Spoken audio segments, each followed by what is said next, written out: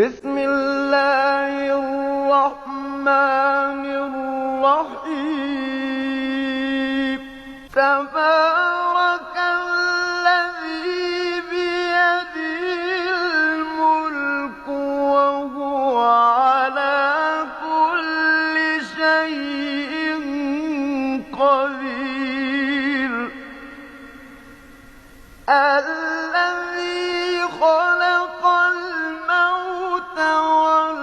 والحياة ليبلوكم أيكم أحسن عملا